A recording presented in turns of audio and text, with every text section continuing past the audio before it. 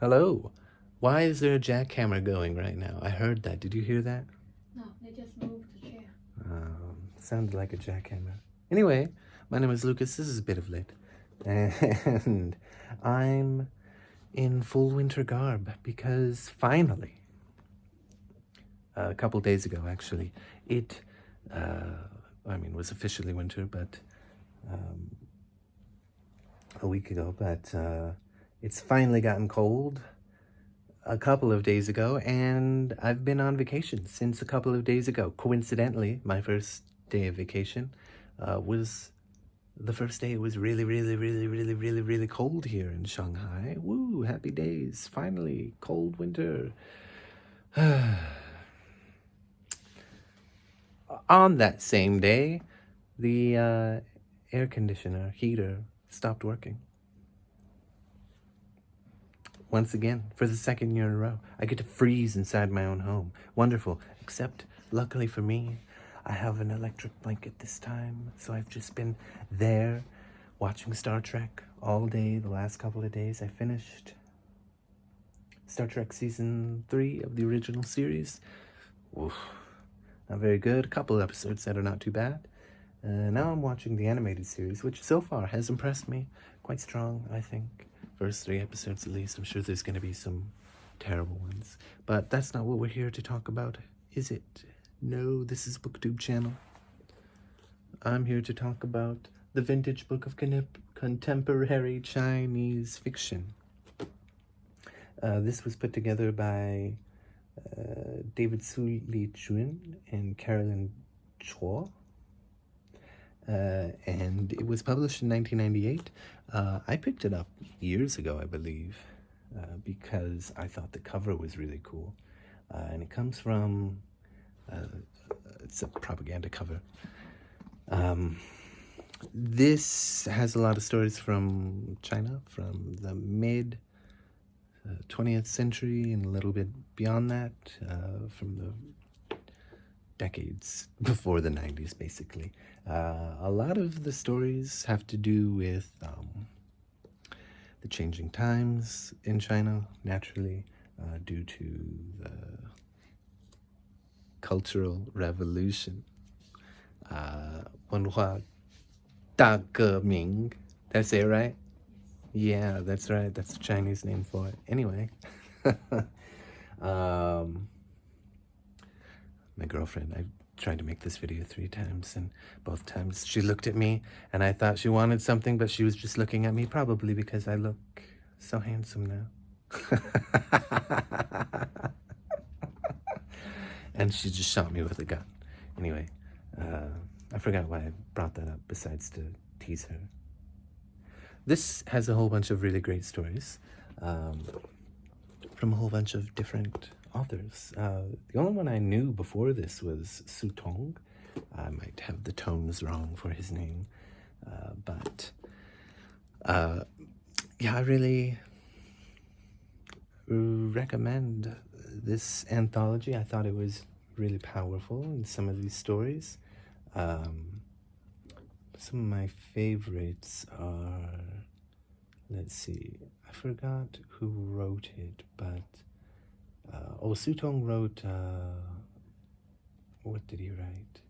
He wrote, not The Window, that was a good one. Young Hua, about this son of a kind of a doctor who is a major disappointment and deeply frustrating to his family.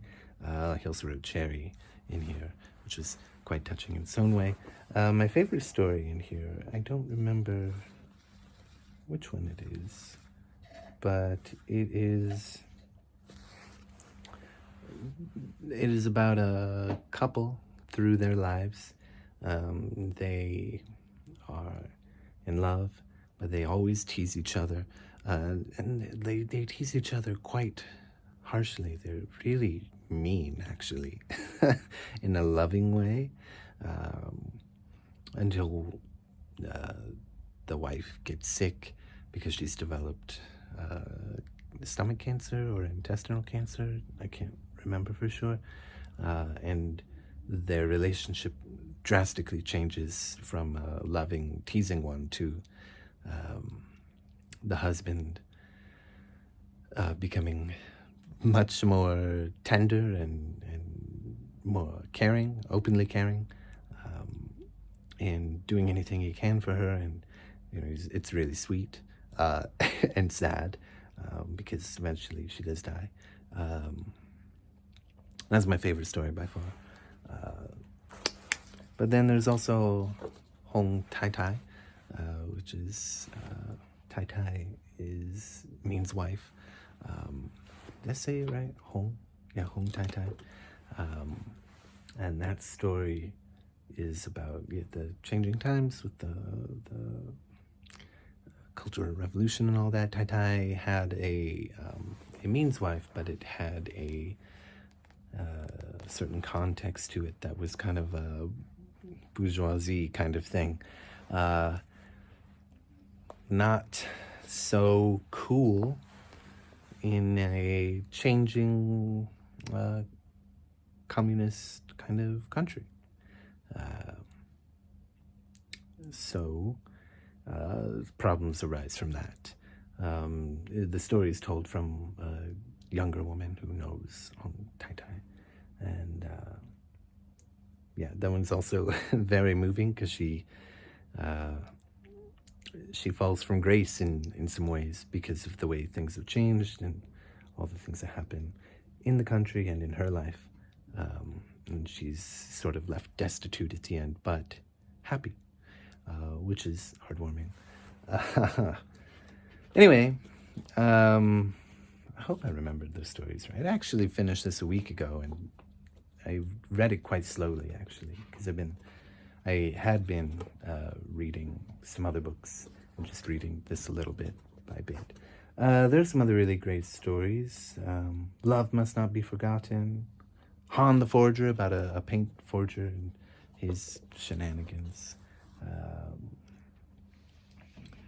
Big Chan was also very good. I really enjoyed it, and I think the cover's cool. So go check it out. And meanwhile, I will be continuing to work on my little series that I am. Finally, it's very difficult to get out of bed because my bed is the only warm place in the apartment, other than the shower, which even then the water heater is terrible, so the water goes cold, and it's already freezing in here. Not as bad as last year where it just didn't work at all, and everything was freezing. Bad times. Anyway, I'm working on a series about Kurt Vonnegut. I have to read this biography about him, maybe even watch this documentary on him. Probably I will do that, but I don't know, man. I haven't been reading really the past couple days. I've just been watching a lot of Star Trek. I'll probably watch a lot more Star Trek tomorrow. But I don't have a Chinese class tomorrow, so I'll have more time. Just an hour extra, basically. Yeah, I'm gonna be continuing to relax, and I'm gonna put this book down. And the next video I post will be probably a review of that biography, and then the video after that is going to be the beginning of my series on Kurt Vonnegut. Other than maybe some Poetry Thursday videos, of course. I will try to do that every week from now on.